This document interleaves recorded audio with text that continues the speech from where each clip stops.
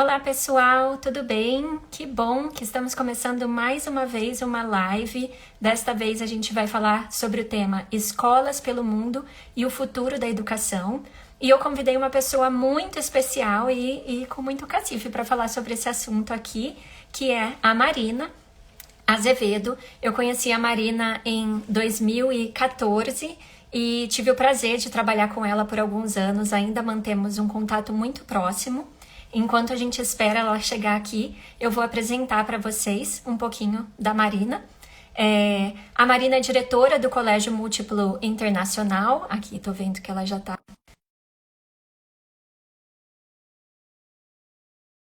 há 23 anos. Ela é pedagoga, tem formação de guia Montessori de 3 a 6 e de 6 a 12 anos, e é também pós-graduada em gestão educacional. Oi, Marina, tudo bem? Oi, Dani, tudo bem? Sim, obrigada, bem-vinda. E que bom ter você aqui para fazer essa conversa, que acho que não teria ninguém melhor para fazer do que você, que já viajou o mundo inteiro, já viu todo tipo de escola. Com certeza, Dani. Eu acho que foram anos aí de conhecimento, de escolas, de viagens, e é muito gostoso esse mundo da educação. Obrigada pelo convite. Vamos lá, eu vou pedir para você contar um pouquinho, você já viajou tanto, né, o mundo inteiro, conta um pouquinho para a gente da sua trajetória e do que você foi observando ao longo desses 23 anos aí, mais, né, que você está na educação. Dani, eu tive a oportunidade de também ter dentro da minha vida o esporte, e ao longo desse tempo que eu trabalhei com esporte, eu tive a oportunidade de conhecer vários países, tanto da América do Sul quanto da Europa, alguns países da Ásia. E isso me trouxe um conhecimento de mundo muito grande. Na época eu tinha 20 e poucos anos, quando eu tive meu primeiro filho, e nessa busca por uma globalização, né, que era muito pouco falado no Brasil na época, eu tive a oportunidade de conhecer pessoas da minha idade que também tinham filhos, tinham outras escolas. E cada vez que eu viajava através do esporte, eu tive a oportunidade de conhecer várias escolas que estavam dentro da minha área de atuação, né? Que além de trabalhar com esporte, eu também fui educadora toda a minha vida. E nesse processo, eu conheci inúmeros tipos de escolas, desde as escolas mais tradicionais às escolas mais modernas, desde escolas em países de segundo, terceiro mundo, muito atrasados, quanto escolas em países extremamente desenvolvidos. E eu acho que isso trouxe para mim uma vontade de querer trazer para o Brasil alguma coisa, na época, 23 anos atrás, mais inovadora, né? Que foi o caso do bilinguismo. E hoje tantas outras coisas que precisamos fazer. Legal. E conta pra gente, assim, o que que te chamou a atenção, o que que foi quais aspectos, né, que você quis trazer para o Brasil quando você criou o Múltiplo, que era, na época, só uma escola bilíngue, né, e depois virou Montessori. Mas conta pra gente. E a primeira coisa que aconteceu, Dani, foi assim, nesse mundo que eu vivi de viagens, eu via países assim como o Equador, Venezuela, Argentina, que estavam dentro do nosso território, e o bilinguismo já fazia parte, inclusive, das redes públicas em grandes partes desses países. E nós mal falávamos inglês aqui no Brasil, tanto que a maioria das pessoas da minha geração tiveram que ir para o exterior para poder aprender o inglês com intensidade. Então, ao longo desses anos, quando a escola se tornou bilíngue, que foi um processo muito difícil do aprendizado de uma segunda língua, onde a cultura ainda não acreditava, onde a cultura brasileira da educação acreditava que o bilinguismo atrapalharia no desenvolvimento da criança, enquanto que hoje sabemos que é totalmente o oposto, né? Que a gente desenvolve tantas mais habilidades quando sabemos mais de uma língua, quiçá 3 ou 4 línguas, que é justamente no período sensível que eles aprendem pequenininhos aí até os 6 anos. E nesse processo eu conheci a minha mentora maravilhosa, Mary Rollins, que me introduziu ao Montessori, apesar de eu já ter estudado no magistério, numa escola Montessori, que foi o Colégio Coração de Jesus, aqui em Campinas, que eu, na época, tinha o magistério e a escola era Montessori. Depois isso se perdeu ao longo dos anos, porque o Montessori ficou um pouquinho, como que a gente diz, hibernado, né? Até que a nova neurociências comprovou tudo que Maria Montessori, há 150 anos, conseguiu, com a sua teoria, que, na verdade, é a única metodologia comprovadamente científica, né, que por ela tanto estudou. Então, Montessori vem se tornando agora um grande protagonista do mercado, porque ele realmente trabalha com o desenvolvimento das crianças. E a Mary me trouxe de volta esse mundo. Ela trouxe o curso Montessori para o Brasil novamente, em São Paulo, com a formação de 3 a 6 anos. Mostrou a importância da gente entender profundamente o desenvolvimento da criança e como ele trabalha nesse processo. A gente faz, eu digo assim sempre que o Montessori, ele faz a criança aprender feliz, né? Porque a gente entende a fase do desenvolvimento da criança e procura trazer nessa fase o que a criança mais precisa, trazer as necessidades dela de acordo com a fase do desenvolvimento. E não simplesmente o que a educação tradicional tem, que é um resquício da época industrial, né? Quando a gente aprende pela repetição. E tudo que a gente aprende pela repetição fica um pouco cansativo, né? E não desenvolve tantas outras habilidades necessárias para o mundo moderno. Legal, legal. E a gente esquece, né? Eu fico pensando, eu vejo a educação dos meus filhos e eu fico relembrando e pensando como eu era na idade deles. E eu também fico pensando na minha educação e como foi, né? Eu sempre estudei em escola particular, tive a oportunidade, né, de estar em escolas que eram tidas como escolas muito boas. E aí eu olho para trás e penso, o que eu aprendi na escola? E aí muitas coisas eu nem lembro, a grande maioria eu nem lembro. Não conseguiria resolver coisas, problemas. E aí eu vejo o quanto o Montessori realmente é algo que faz sentido e o quanto ele entra dentro da cabeça da criança e a criança realmente entende o significado mesmo, porque muitas coisas que eu, Daniela, fui entender de matemática, por exemplo, foi no meu treinamento em Montessori. Não foi nos meus 20 anos de escola, né, que eu fiquei ali o dia inteiro na escola estudando. Então, realmente é muito importante essa sua consideração o decorar, né, por decorar. Eu me identifico muito nesse processo seu, Dani, nesse processo de aprendizado aí dos cursos Montessori que a gente faz, que é uma formação incrível, né? Que nós não temos hoje nenhuma formação a nível de educação, pelo menos aqui no Brasil, nesse sentido que a gente aprende mesmo na prática, a gente aprende a teoria. Os professores hoje, até 5º ano no Brasil, eles fazem o curso de pedagogia. E o curso de pedagogia, ele trabalha muito a teoria, que também é muito importante, né? O desenvolvimento do desenvolvimento, a gente aprende muito grandes pessoas importantes para a educação, como Vygotsky, Piaget, mas a gente esquece de aprender a ensinar. Eu acho que as faculdades de educação no Brasil, elas precisam retomar um pouquinho o que o antigo magistério fazia, que nos ensinava a dar aula, nos ensinava esse processo de aprendizado que a criança vive. Então, esse também é um desafio que nós temos, né? Muito grande nessa capacitação dos profissionais que trabalham conosco. Isso mesmo, eu ia perguntar para você justamente isso, porque como você foi pioneira nas duas coisas, né? No bilinguismo e em trazer o Montessori no Brasil, poucas pessoas conheciam e até hoje ainda tem muita dúvida, muita dificuldade de entender. Até o bilinguismo, às vezes eu vejo as pessoas perguntando, mas isso não vai confundir a cabeça da criança, né? Aqueles mitos que a gente já sabe que caíram por água, mas que as pessoas ainda estão se questionando. Então, eu imagino que você deve ter enfrentado muitas dificuldades e ao longo desse período ter que quebrar muitas barreiras. Então, eu queria que você contasse um pouquinho sobre quais foram essas dificuldades, como você conseguiu, né, passar por cima ou não, o que você ainda está tentando passar, como, por exemplo, esse exemplo, né, da formação do adulto, que é muito importante e muito difícil. Então, conta pra gente um pouquinho sobre isso. Daniela, eu acho que quando a gente dirige uma escola, quando a gente trabalha com a educação, ou seja, com qualquer outro segmento, o que a gente busca é sempre um diferencial significativo.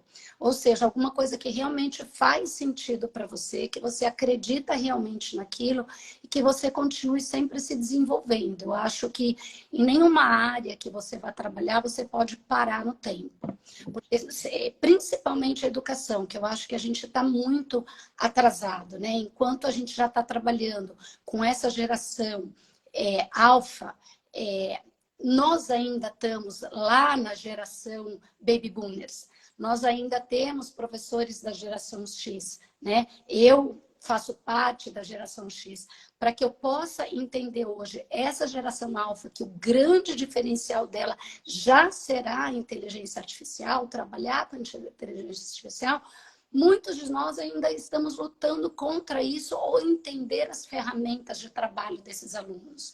Então, todos os dias nós temos, enquanto o marketing trabalha diretamente em entender as novas gerações, as escolas elas estão muito atrasadas nesse processo, né? Primeiro, porque a nossa formação ela é muito arcaica, aí os nossos professores entram direto com uma geração que hoje, que eles estão pegando essa geração Z, que a gente disse assim que é muito difícil defini-los, porque é uma geração muito fluida, né?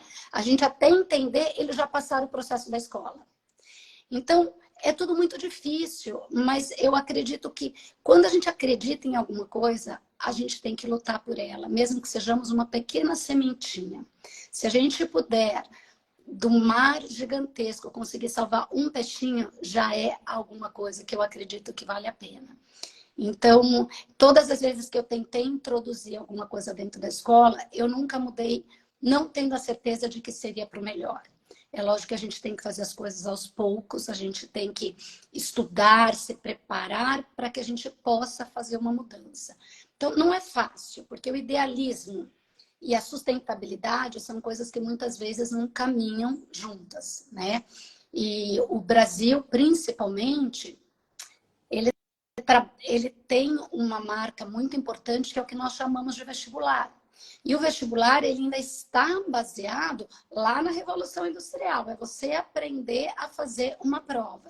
E o pior ainda para os nossos alunos é que eles têm que aprender a fazer vários tipos de prova, porque uma prova de uma estadual para uma federal para uma particular são completamente diferentes. Então, esses alunos passam praticamente 6 anos da vida deles aprendendo a fazer uma prova e não desenvolvendo o que é mais importante, né? Que é ser um adulto crítico, inovador, saber trabalhar em grupos e, principalmente, o que eu acho que a nova geração tem que saber é saber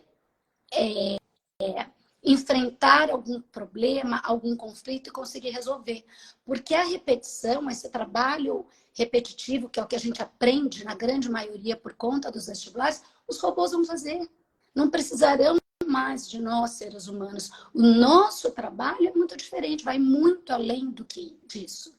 E as escolas hoje, elas têm um grande papel nesta formação de conflitos, né? Porque no fim a gente acaba, as crianças estão se comunicando muito mais por chats. Hoje, se a gente quer falar com o filho, a gente tem que falar por chat, que ele responde muito mais do que por um celular. As emoções deles são de formas diferentes, o olho no olho, ele não tem aquele sentimento de dor, aquele sentimento de alegria, porque as palavras muitas vezes no outro representam outra forma.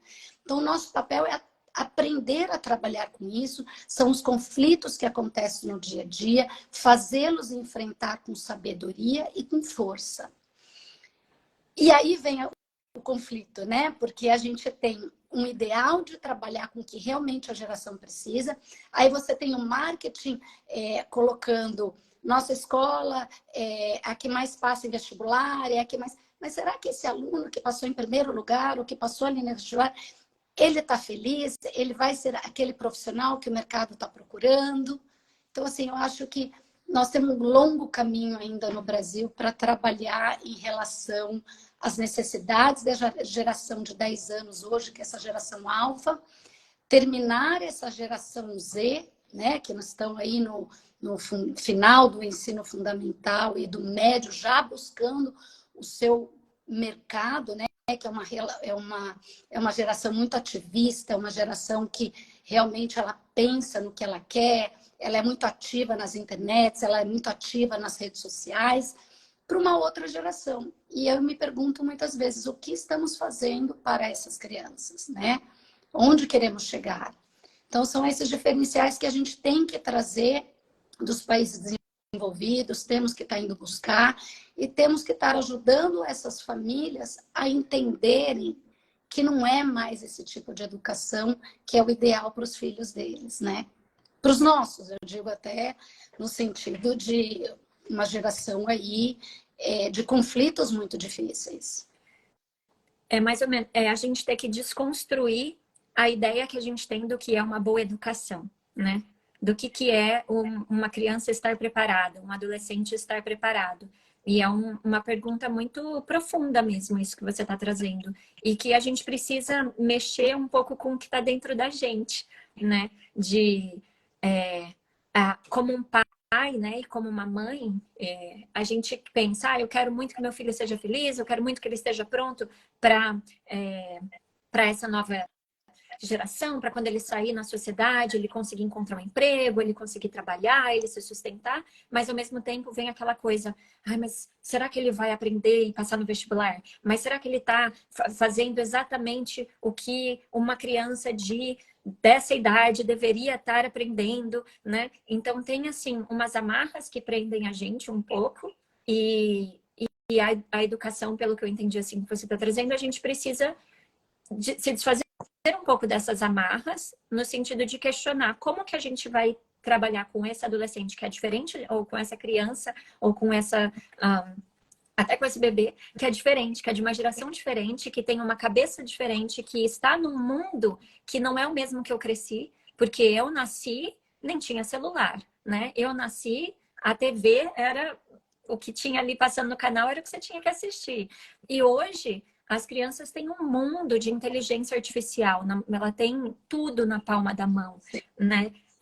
E como que a gente vai adaptar a nossa educação, como que a gente vai melhorar tudo isso, ao mesmo tempo em que a gente também está aprendendo. Então, é muito complexo, é muito complicado. Quais são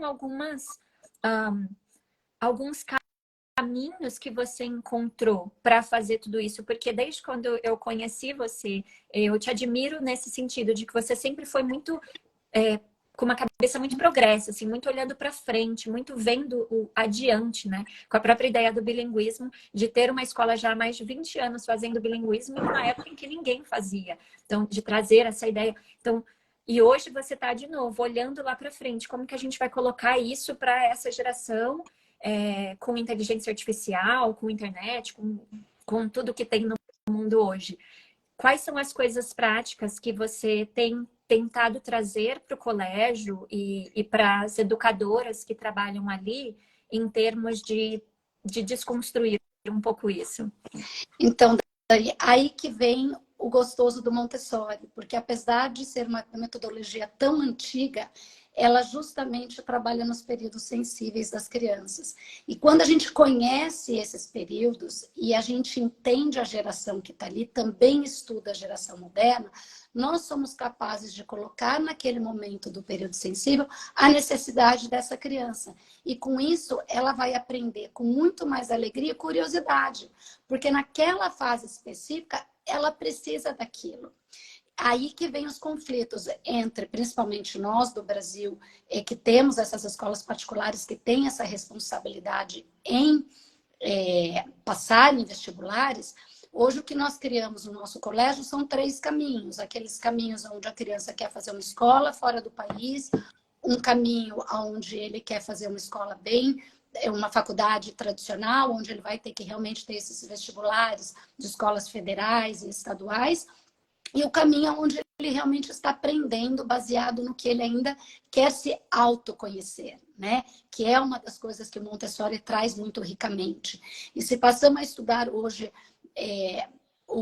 projetos baseados no conhecimento, né? O que isso traz? Nada mais são do que os projetos que Maria Montessori faz na fase do desenvolvimento dela, principalmente no ciclo de 12 a 15 anos, é onde os projetos são importantíssimos, porque ele trabalha no interesse da criança, ele trabalha na troca de conhecimento entre os iguais, o professor apenas como um processo de guia, aonde ele vai aprender a fazer boas perguntas. Eu acho que hoje mais importante de tudo não é a resposta, é você saber fazer boas perguntas, porque através das boas perguntas você vai ter a sua inteligência artificial que vai te dar essas respostas e você tem que trabalhar todo o conhecimento lógico e a interpretação, por isso que eu acho que quando a gente trabalha muito bem a parte da linguagem, a gente consegue interpretar, saber fazer uma busca e entender se aquilo é realidade, coisa que os adolescentes dessa geração já sabem,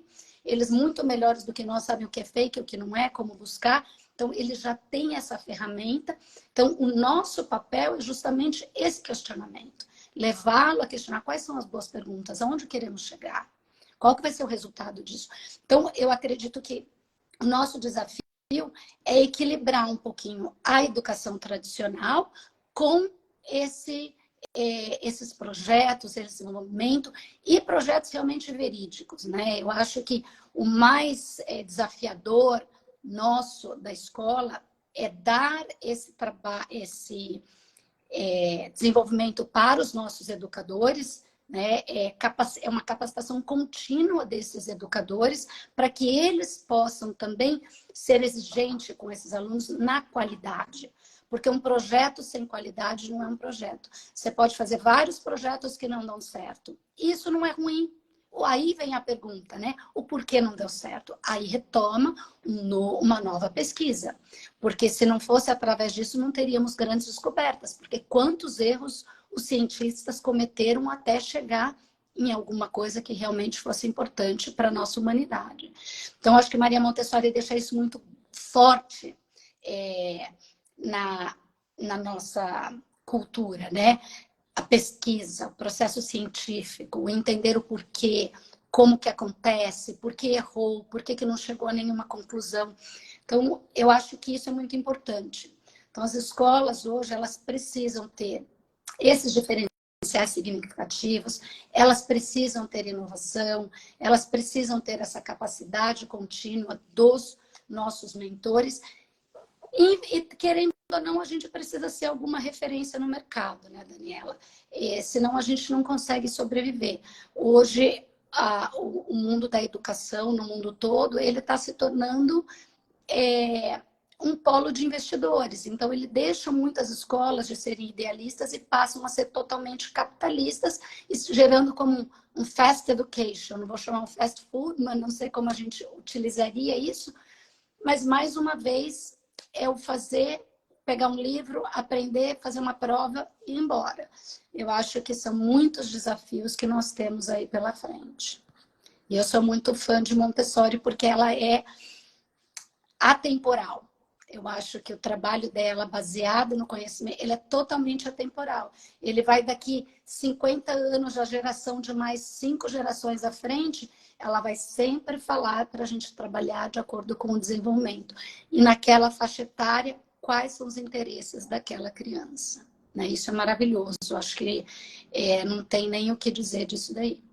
E não só atemporal, como também de cultura, né, Marina? Com todas as culturas ela encaixa por causa disso, porque é embasado na ciência, é embasado no desenvolvimento da criança e é embasado nessa ideia. Você falou tanta coisa que passou na minha cabeça que eu não sei nem se eu vou conseguir retomar, mas foi muito legal a sua fala.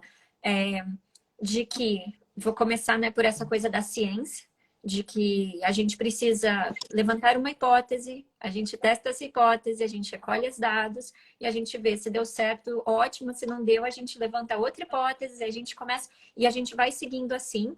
E isso não é esse erro, ele não é um fracasso, né? Ele é um passo acima para você chegar onde você quer chegar.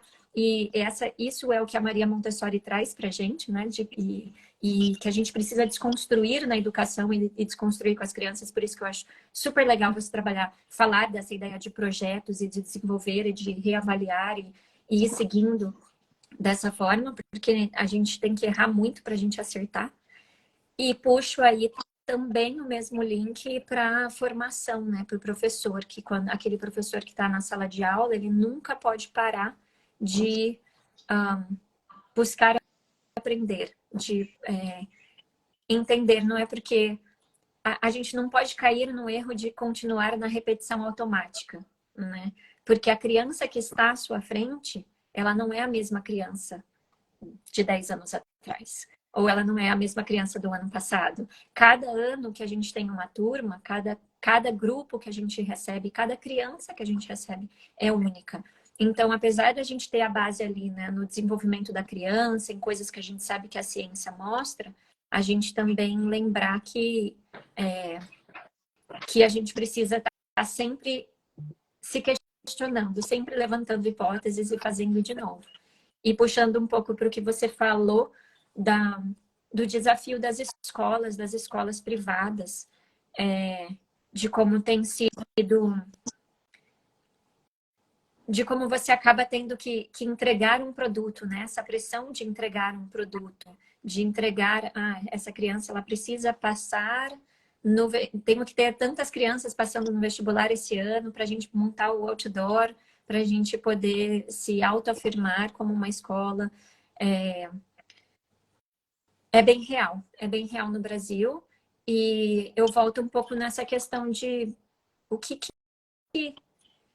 uma boa educação é, né? O que significa uma boa educação, uma desconstrução de um questionamento para as pessoas que estão nos assistindo, para as famílias, né, que buscam uma educação diferenciada, de se é isso que faz uma escola ser a melhor escola, ou o que mais seria. Então, Daniela, eu acho que o primeiro, quando o pai vai buscar uma escola, toda escola ela tem que estar de acordo com os próprios ideais desta família, né? Nós temos vários, por isso que é lindo a humanidade, né? A gente tem tantas diversidades por aí, e a família ela tem que buscar aquela escola que está de acordo com os ideais dela. Não é errado você ser uma pessoa que é totalmente tradicional e acredita naquilo. Então, você tem que buscar uma escola que tenha esse valor. Eu acredito numa escola que é só vestibular, meu filho vai aprender alguma coisa com isso, ele vai aprender a fazer repetições, ele vai aprender a ter horário, ter regras, ser organizado. Ok, então ele tem que buscar essa escola, porque lá essa família também vai ser feliz. Né? Então, uma família que gosta muito da parte da natureza, que a criança fique só do lado de fora, que não tenha regras, ele tem que buscar esse tipo de escola. Agora, o que é muito importante é que as famílias, elas acompanhem os seus filhos diariamente. Ao buscar uma escola, ela questione a fundo e não só o que a pessoa fale ali. Por exemplo, a minha escola trabalha com inovação. Questione o que você acredita como inovação. O que é inovação para a sua escola? O que você trouxe de inovador nos últimos 2 anos? Há quanto tempo você recicla os seus professores nesse assunto? Porque não adianta a direção acreditar numa coisa e os professores trabalharem de outra forma, né? Eu acho que é muito importante qual que é a forma que você recicla os seus professores, qual que é o plano que você dá para os seus profissionais dentro da escola. Se você é uma pessoa que acredita no bilinguismo, hoje virou uma palavra, todo mundo é bilinguismo, e eu vejo que me entristece muito. Como eu falo, há 23 anos atrás, eu não conseguia nenhum livro em inglês. Era dificílimo você buscar esse currículo internacional, como trazer isso daí. E para mim o bilinguismo vai além da língua. Não é simplesmente pegar um livro, a mesma coisa do socioemocional, que hoje é tão, né?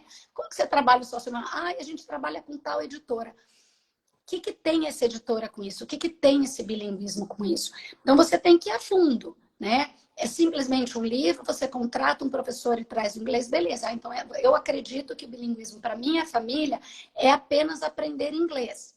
Ok? Não, eu acredito que o bilinguismo vai além disso, ele transcende, ele entende o mundo. A linguagem é apenas um meio para você entender outras culturas, para você trazer esse processo dentro de você, você trabalhar dentro de um mundo muito maior do que a segunda língua, porque a segunda língua é apenas um caminho, é igual a própria língua que te traz o conteúdo para você poder ler e interpretar. E o bilinguismo, para mim, também transcende a segunda língua. Então, esses questionamentos, quando uma família vai procurar uma escola, ela precisa entender isso. Um ponto importante também, eu vejo que as famílias famílias comparam muito valores, né, financeiro. Quanto custa? Ah, é muito caro por isso. Tá bom, é igual um produto de roupa, vamos assim dizer. Você tem uma roupa maravilhosa, pode ser a mesma coisa, mas vai depender da fabricação, da costureira, da qualidade do tecido, de quantos fios que tem aquele tecido, de quanto que você... que tipo de costura que você vai ter, o caimento, é uma pessoa que faz ou é uma fábrica. E nas escolas é a mesma coisa. Então, qual é o tipo de atendimento que você quer para o seu filho? Quantas horas aulas aquela criança tem? Muitas vezes a gente compara valor e não compara hora-aula. Quais são os atendimentos individuais para essa criança que você tem? Então, é simplesmente ir além daquilo de quanto custa, quais os valores que você trabalha, porque mais do que tudo são os valores também que a escola apresenta, né? Os valores no sentido de todo socioemocional, respeito, empatia, ética. Como que isso apresenta no dia a dia? Dá uma volta, conversa com alunos. A melhor coisa que você tem na hora que você está visitando uma escola, posso conversar com um aluno seu? Seja ele de 2 anos de idade, 5 anos de idade, 14 anos de idade. Isso é maravilhoso. Pede essa liberdade para conversar com uma criança.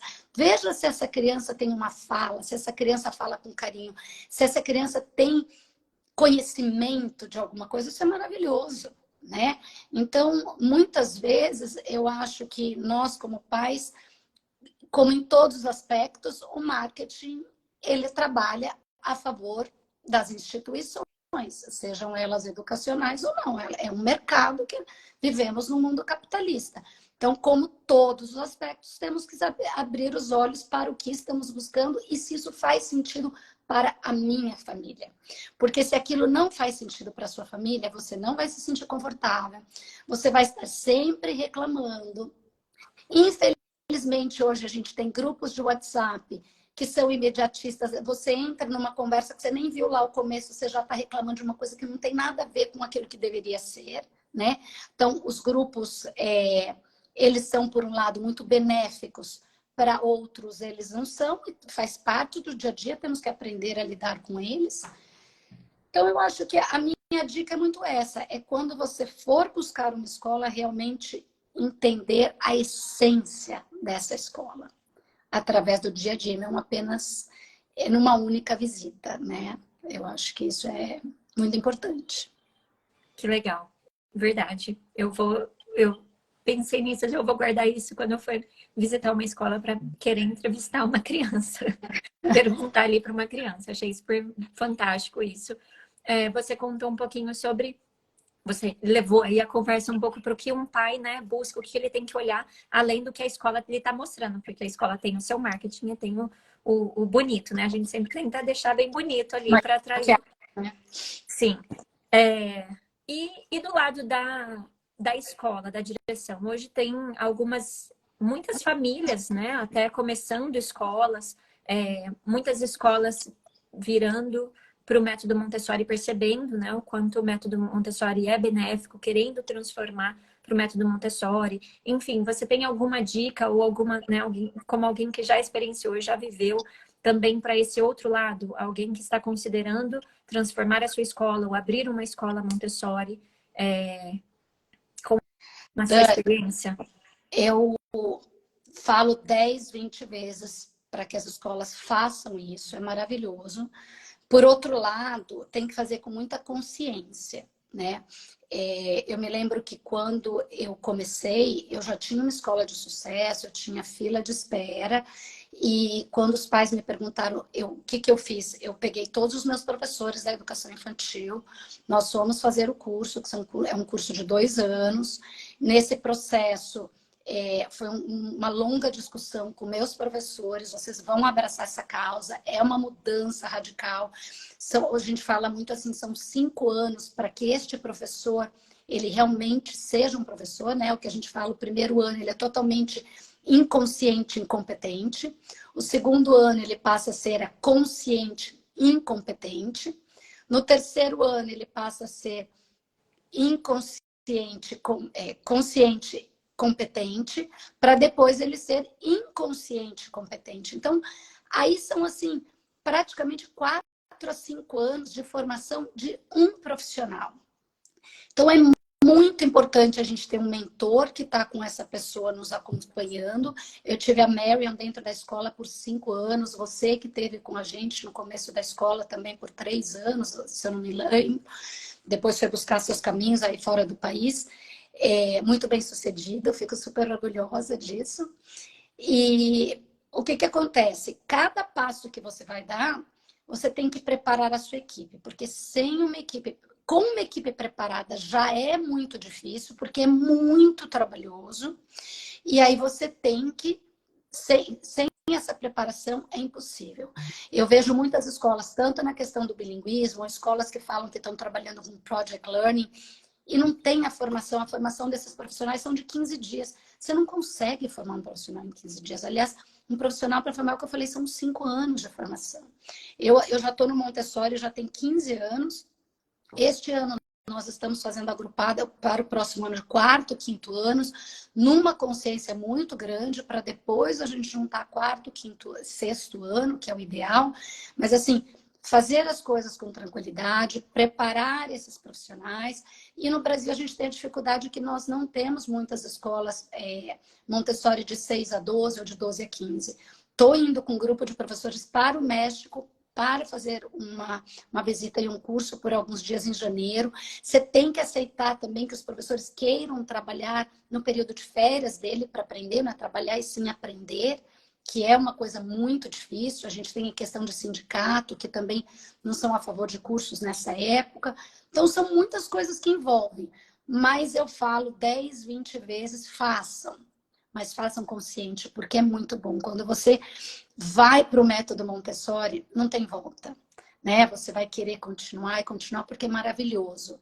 É maravilhoso você ver as crianças felizes. A gente escuta muito assim, como eu ainda não tenho, para os mais velhos. Ai, mas a minha filha era muito mais feliz até o 5º ano. Tem 2 motivos. É lógico que, com certeza, o método Montessori, mas também ninguém vai querer um adolescente feliz todos os dias, né? Porque os hormônios dele estão todos os dias. Então, um dia ele está na euforia da felicidade, 5 minutos depois, ele está num mau humor que não chega perto. Então, essa é uma coisa importante também para a gente entender, que mesmo o método Montessori, o Project Learning, no fundamental, anos finais, você também tem essa questão do desenvolvimento, que sempre vai ter uma oscilação no humor e na vontade das crianças, né? Legal. Nossa, super legal a sua fala, muito interessante e muito válido. E espero que as pessoas ganhem ânimo em aprender. A gente nunca para de aprender, nunca para de estudar, nunca para de buscar, né, conhecimento. Conta pra gente um pouquinho dos resultados que você tem visto, já que a escola já está com a educação infantil bem estruturada, vocês estão com o ensino fundamental também aí, 1º, 2º, 3º ano, agora com esse desafio de expandir para mais, mas conta algumas das coisas que você notou de diferença depois de implementar o método Montessori nas crianças, na forma delas agirem, na forma delas serem, até de repente na sua equipe, enfim. O que é tão bom, tão satisfatório nesse Nossa, processo? ficaríamos horas aqui falando, mas 2 coisas muito interessantes que aconteceram. Professoras extremamente tradicionais, professoras que já trabalhavam no método tradicional há mais de 10 anos, excelentes professoras no método tradicional. Ao mudar, falava, eu resisti muito, eu não quis, mas hoje eu não mudaria de método de forma alguma. Né? Isso é muito bom você escutar do profissional, porque para quem faz essa mudança, sabe o quanto custa, sabe quanto é penoso, sabe o quanto é trabalhoso. Porque você mudar essa cultura, eu não sou o dono do saber. Eu sou um guia para o meu aluno. Eu sou uma mão que vai levá-lo, vai segurar quando ele precisar, mas eu não vou estar segurando ele no colo. Né? Eu não vou falar 90% do tempo da aula, eu vou falar apenas o necessário para que ele encontre o caminho dessa busca do conhecimento. Isso, para mim, não tem como dizer como eu não enxerguei, não tem como dizer como os próprios profissionais não enxergaram. Né? Então, isso é maravilhoso, é uma construção que a gente consegue enxergar no dia a dia. Então, isso foi uma transformação. Uma outra coisa, você vê as crianças, você passa no corredor das crianças do Montessori, você não escuta, você escuta, lógico, barulhos, mas barulhos de trabalho, né? Você não escuta barulhos no sentido de criança conversando assuntos que não são interessantes para aquele momento ou para o trabalho que eles estão fazendo. Você pega, às vezes, o corredor da escola, do lado de fora, aquelas crianças sentadas, trabalhando, às vezes, em 2, em 3, fazendo trabalhos de 2 horas ali no flow, totalmente concentrados, né? Então, isso é muito bonito. Você vê as crianças trabalhando. Você pega uma criança de 3 anos de idade, trabalhando com um copo de vidro, fazendo versar com todo o cuidado do mundo, né? Se de repente, o que a gente falava quando a gente começou, leque múltiplo, né? Que no começo a gente tinha medo de tudo cair água, tal, virar aquela bagunça. E a criança saber que quando cai um copo no chão e esse vidro quebra, é você ter o cuidado, você ter a criança mais velha vindo ao seu encontro e falar, tranquila, vamos limpar, vem aqui, eu te ajudo. Isso é muito bonito, né? Você ter essa relação do aluno mais velho com o aluno mais novo, tendo o olhar para ele e você transpondo o seu conhecimento. Porque a gente só aprende com qualidade à medida que a gente pratica. Qual é a melhor forma da gente praticar?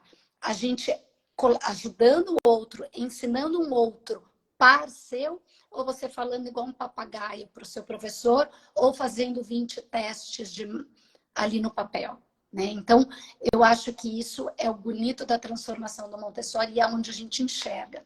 Hoje eu vou dizer que 90% das famílias que estão no colégio não querem trocar o método Montessori por nenhum. No início é muito difícil nós entendermos para as famílias a junção das idades, né? Ah, mas como que o professor vai dar conta de um aluno de segundo, terceiro, quarto ano, primeiro, segundo e terceiro ano ao mesmo tempo? É justamente isso, cada criança tem a sua necessidade na fase do desenvolvimento que ela está.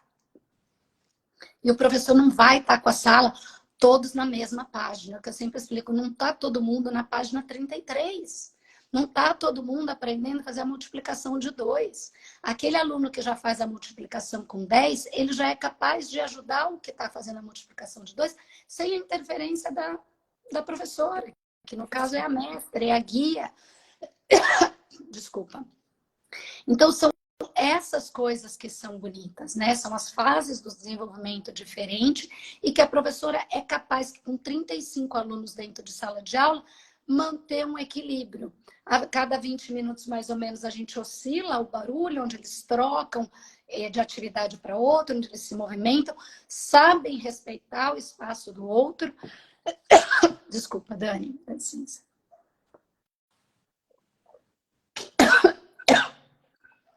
Então, eu acho que isso é muito nítido quando a gente vê o método Montessori realmente funcionando dentro de uma escola. Que legal.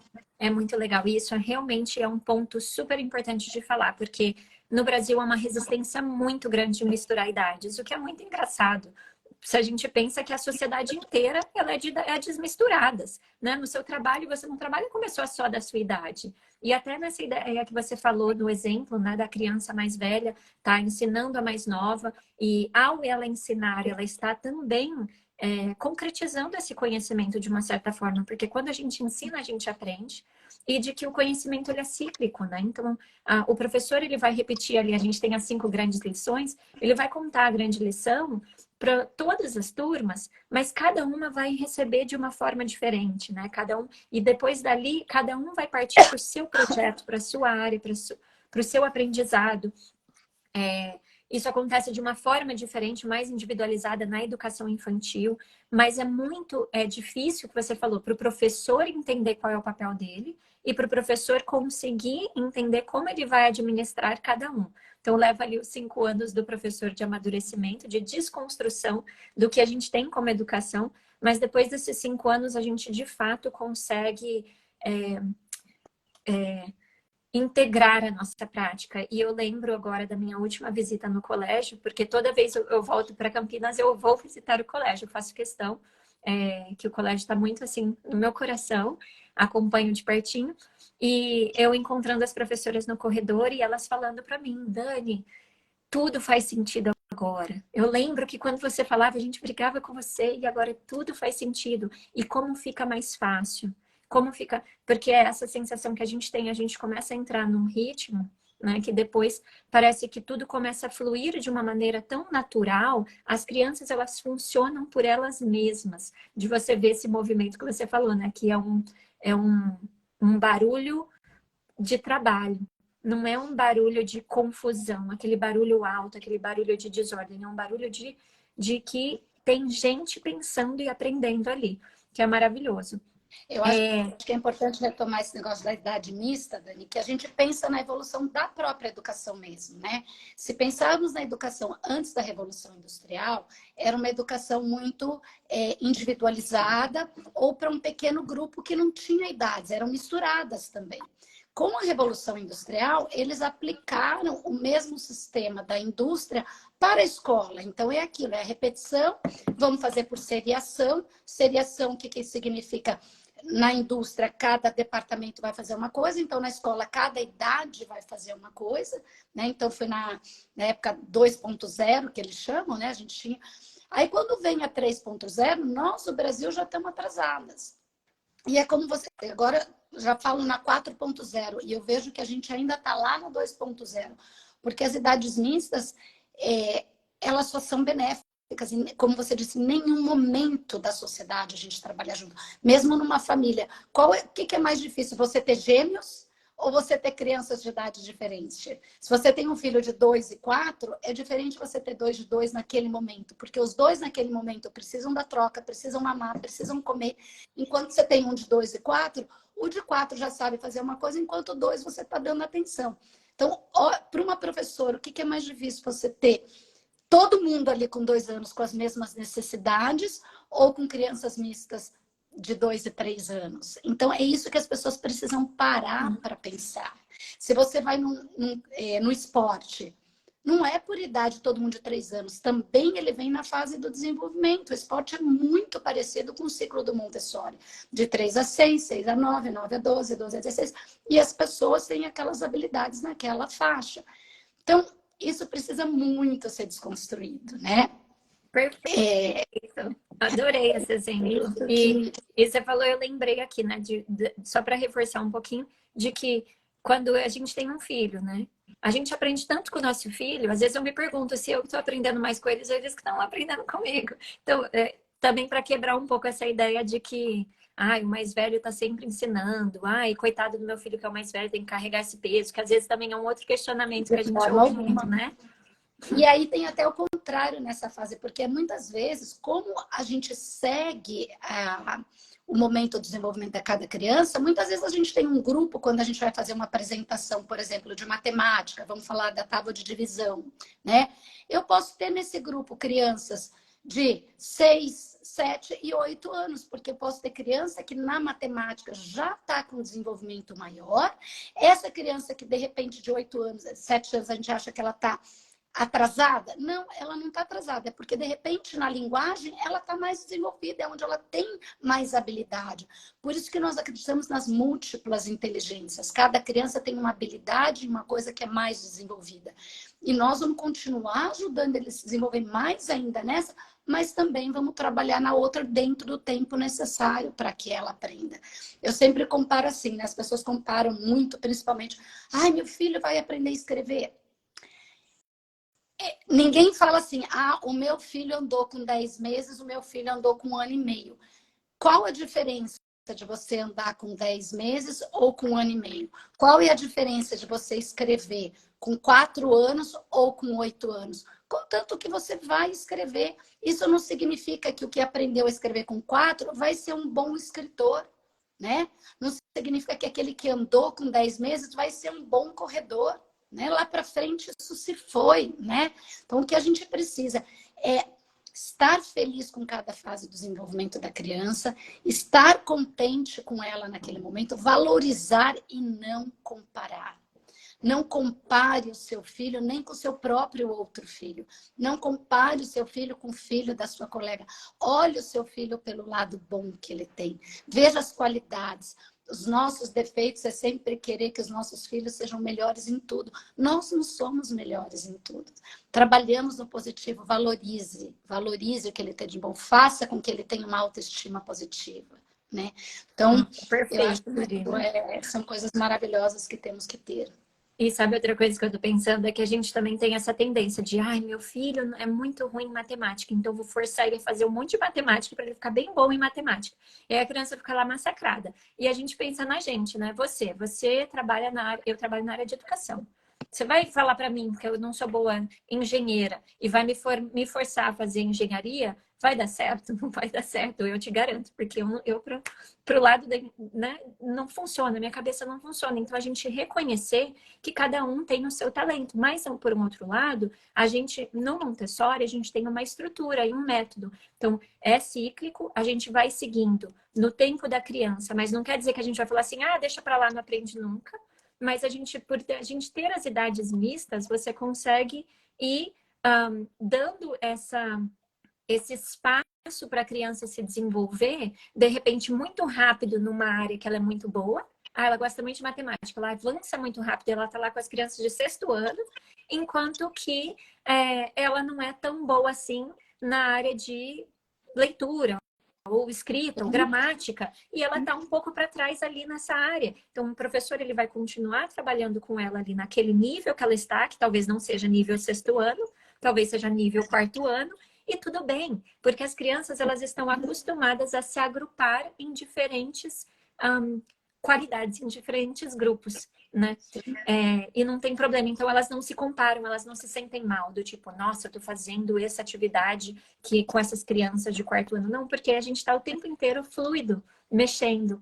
É muito lindo. Tem uma pergunta aqui, Marina, antes da gente seguir. A pergunta é, o método Montessori é bilíngue ou não necessariamente? É uma recomendação que a criança tenha uma educação bilíngue? Se sim, a partir de qual idade? Quer responder? Posso responder. A educação Montessori, ela não é bilíngue, ela não tem essa necessidade de ser bilíngue, inclusive ela não foi criada como bilíngue. Porém, como é um método muito individualizado, trabalha muito com o desenvolvimento da criança, e você não trabalha falando para 40 crianças ao mesmo tempo, você trabalha sempre de 0 a 6 anos individual, depois de 6 a 12 você trabalha em pequenos grupos, no máximo 6 crianças, você está com um grupo pequeno, a criança está enxergando mais a sua boca, ela tem mais espaço para fala, né, que é muito importante na fase do bilinguismo. E os estudos hoje dizem que quanto mais cedo você entrar com bilinguismo, melhor. Crianças até 10 meses, quanto mais você falar em uma outra língua que você quer que ela aprenda até os 10 meses, mais ela vai trabalhando com aqueles sons que é o bebê que faz, que ela vai estar trabalhando as cordas vocais para aquela fala. Se a gente pensar num russo, no mandarim, é muito diferente da nossa linguagem, os sons são muito diferentes, né? Então, como eles trabalham. Então, dizem que nesse momento aí da criança, do bebê, está trabalhando essas cordas vocais, a segunda língua sendo introduzida são as repetições que a criança já vai tentando fazer. E nós acreditamos que ali até os 8 anos é a melhor idade para que se aprenda uma segunda ou até uma terceira língua. Então, a gente já vê hoje crianças que com 4, 5 anos já falam aí 3 línguas com uma grande facilidade e as crianças são capazes de trocar de uma para outra com muita naturalidade, né? E muitas vezes o que a gente escuta, mas o meu filho não fala, está numa escola bilíngue e não fala nada. Por que ele não fala nada? Porque muitas vezes ele não tem necessidade. Você pergunta em inglês, ele responde em português e você responde para ele, ele não tem a necessidade. Mas se naquele momento ele saiu, ele foi para um ambiente onde ele tenha que usar o inglês, porque ninguém vai responder para ele, aí a chavinha dele vai virar e ele vai começar a usar aquilo de uma forma muito mais natural. Então, essa ansiedade das famílias também, ela tem que ser um pouco mais natural, porque quem que vai fazer mais esforço se você não precisa? Se você tem que fazer uma multiplicação de 542 por 32 e você tem uma calculadora, você vai usar a calculadora ou você vai usar o seu cálculo mental? Você vai usar a calculadora, porque é muito mais fácil. E acontece a mesma coisa na linguagem. Se eu posso usar a minha língua mãe, por que eu vou buscar a outra? E aí a gente fala, e aí de repente você vai para um país que ele tem aquela língua no caso, vamos dizer que seja o inglês, você saiu do Brasil, foi para os Estados Unidos e ficou ali uma semana, você vai ver que o seu filho já vai estar falando inglês de uma forma muito natural, porque fez parte do cotidiano dele ali no dia a dia. Então, o bilinguismo, ele vem nesse processo, né? Quanto mais horas de imersão você tem, mais ele vai estar falando ou escutando aquilo. Muitas vezes os pais falam assim, mas meu filho está numa escola bilíngue há 4 anos e fala pouco. Tudo bem. Quantas horas ele fala português e quantas horas ele fala inglês? Uma escola bilíngue hoje, que se fala bilíngue, que tem uma aula por dia de inglês, não pode ser considerado uma aula bilíngue, porque a porcentagem é muito pequena. Hoje as escolas bilíngues consideradas, elas têm que ter pelo menos 30% de aula em inglês, porque... E não aula, né? Eu não considero o bilinguismo aula em inglês, eu considero o bilinguismo justamente isso. É fazer parte do cotidiano, né? É uma imersão dentro da escola, ele está presente em todos os momentos, é cruzar com o professor, é você falar com o aluno. A imersão, ela é um pouco além do dia a dia, né? Não sei se eu respondi a sua pergunta, se você quiser acrescentar, Dani, por favor. Respondeu. Sim, não, perfeito. É isso. Eu só faria também essa consideração de que hoje os estudos mostram, né, que o bilinguismo ele realmente é efetivo quando ele é meaningful, né, que a gente fala, quando ele faz sentido, quando ele está, de fato, né, numa outra língua, ou que a criança está imersa naquele meio, ou que aquela língua faz sentido. Se é só, sei lá, um monte de palavrinha aleatória, ou passando ali uma TV, algum vídeo, isso não é uma imersão, porque aquilo não está fazendo um sentido. Marina, estamos chegando no fim da nossa live, está acabando. Foi muito gostoso conversar com você. E antes da gente terminar, eu queria saber, assim, o que você tem para completar sobre a educação, tudo que você viu aí de fora, o que você acha que ainda falta chegar no Brasil, ou alguma dica? Queria continuar conversando, mas enfim, o tempo passou rápido. Dani, eu volto naquele começo da nossa live, né? Eu acho que a educação nossa, ela está bem longe de ser uma educação ideal, infelizmente. Enquanto nós não acabarmos com o vestibular, onde o nosso aluno brasileiro, principalmente das classes menos favorecidas, imagina eles terem que fazer lá para o vestibular 12 matérias.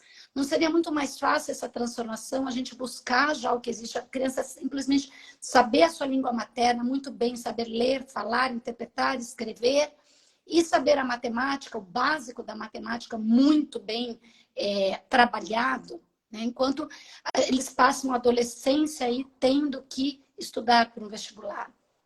Hoje, os pais ainda me perguntam muito o tempo todo do vestibular. Enquanto a gente vê que os países desenvolvidos e todas as crianças acabam a faculdade, eles têm aquele gap year. O gap year não é para ficar em casa vagabundando, vamos assim dizer, né? Para mim, o gap year hoje, nesse momento, ele tem muito assim, vou fazer um trabalho voluntário num país completamente diferente, vou estudar uma língua num país asiático, num país que não seja um país de primeiro mundo, onde eu vou aprender uma nova cultura, onde eu vou entender essa população, ou dentro do meu país eu vou trabalhar numa ONG, numa população carente. Então, isso vai trazendo para este adolescente uma visão de mundo maior, que ao ele entrar na universidade, ele já teve uma base do que ele quer, do que ele pode enxergar de mundo. Os nossos alunos, eu vejo que eles entram numa faculdade muito novos. Por isso que hoje você vê um grande número de alunos que mudam de faculdade muito rápido, de escolhas, né? Por quê? Porque aquilo não tem a ver. Os países de primeiro mundo também, o primeiro ano da faculdade, eles são integrados. Então, você ingressou na universidade, depois você pode escolher a frente que você vai com aquele ano básico. Nós não, nós muitas vezes temos que fazer novamente um vestibular. Então, infelizmente, Dani, com dor muito no coração, eu acho que a gente ainda está muito além de uma educação ideal por conta de um sistema de ingresso às universidades que, no meu ponto de vista, é muito mais desfavorável para as classes desfavorecidas. A gente fala tanto nisso, né, de cotas para as universidades, mas o quanto essas universidades que fazem esses vestibulares dessa forma, estão pensando que uma população desfavorecida poderia aprender com muito mais qualidade. É o que diz, aprender menos quantidade com mais qualidade. Nós aprendemos muitas coisas com pouca qualidade. Vamos fazer o que a gente sabe fazer bem feito. Pouco é muito. Nossa, perfeito, Marina. Estamos vendo aqui, ó, concordo plenamente, com certeza, excelente. Luiz também falou, fiz um gap year e teve um impacto imensurável na minha vida. E, de fato, foi assim, fala perfeita para a gente finalizar mesmo. Que bom, Dani, obrigada. Obrigada aí pelo convite, muito gostoso estar falando sobre educação. Acho que somos capazes de ficar aqui. A gente sabe, né? Quando a gente sempre se encontra, são horas e horas só falando sobre educação, que é maravilhoso, né? Eu acho que a educação é o que transforma o mundo, né? Querendo ou não, estamos aí para isso. Sim, ainda bem que temos pessoas como nós, como as pessoas que estão aqui nos acompanhando, que estão refletindo, buscando uma educação melhor, buscando melhorar. E é esse o caminho, né? Assim, de pouquinho em pouquinho, né? A gente vai de grãozinho em grãozinho, Com a gente faz certeza. uma praia. Sem Então, vamos desanimar. continuar. O que eu falo, antes de terminar, que eu falo que é muito gostoso aquele dia que tá tudo ruim. A melhor coisa que você tem que fazer, entra numa sala de aula. Veja aqueles alunos fazendo alguma coisa, aquilo te enche de alegria e fala, não, isso vale a pena. Porque dentro da área da direção você tem outros caminhos que não são os mais gostosos de educar, né? A direção te traz coisas que eu digo assim, que não são nada gostosas. É financeiro, é administrativo, é problema com família, com pai, mas o gostoso que a gente gosta é ver a criança. Então, quando aos diretores que aqui escutam, quando aquele dia está assim, terrível, entre numa sala de aula, você vai ver que tudo vale a pena. Aí recomeça. Legal, perfeito. Bom sábado para vocês. Muito obrigada por todo mundo acompanhar aqui. Quem tiver alguma dúvida, algum comentário, lembra de colocar aqui também embaixo na live, depois a gente responde. E é isso, boa semana. Obrigada. Obrigada, boa semana para todos. Tchau, tchau. Tchau, tchau.